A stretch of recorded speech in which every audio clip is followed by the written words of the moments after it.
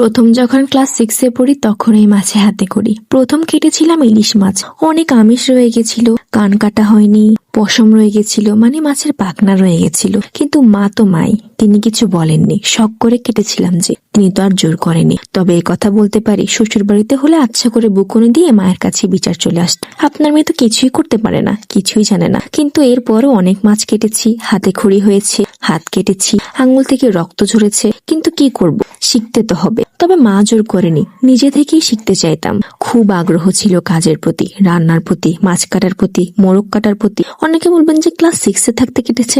হ্যাঁ, ক্লাস 6-এ থাকতেই মোরগও কেটেছি, মাছও কেটেছি, শখ করে কাটতাম। ওই যে বললাম না, প্যাশন। সবাই তো আসলে সবকিছু পছন্দ করে না, আর যে যেটা পছন্দ করে খুব ছোট থেকেই পছন্দ করে। আমিও করেছি, আমারও ভালো লাগতো রান্না করতে, কাটাকুটি করতে, গুছাতে। তবে মাছ ধুতে খুবই আমি দুর্বল ছিলাম, মাছ ধুতেই পারতাম না। মাছ ধোয়ার মধ্যে একদমই সৌন্দর্য ছিল না। মাছ ধোয়ার পরেও আমার কেমন জানি মাছের মধ্যে গন্ধ রয়ে যেত, রান্নার পরেও গন্ধ থেকে যেত। পরে মাকে জিজ্ঞেস করলাম, মা তুমি এমন কি দিয়ে মাছ ধোও যে তোমার মাছের ধোয়ার পরে কোনো গন্ধ বের হয় না, রান্নাতেও কোনো গন্ধ লাগে না? তখন মা বলল, এই মাছ হোপা মাছ, আর সব মাছ ধোয়ার ধরন একই রকম না। কিছু কিছু মাছে না খুব গন্ধ থাকে, এই মাছ ধোয়ার পরেও ভালো করে ভেজে নিতে হয়, ভেজে রান্না করতে হয়। আর যদি ভেজে না রান্না করতে চাস তাহলে ধোয়ার আরেক রকম ধরন আছে, আটা দিয়ে গুলে সেখানে মাছ ধুবি, দেখবি মাছের গন্ধ চলে গেছে। লেবু দিয়ে ধুবি, লেবু না থাকলে ভিনেগার দিয়ে ধুবি, ভিনেগার আনিয়ে রাখবি, তবুও ধুবি, দেখবি মাছের কোনো গন্ধই থাকবে না। সুন্দর করে ধুয়ে মুছে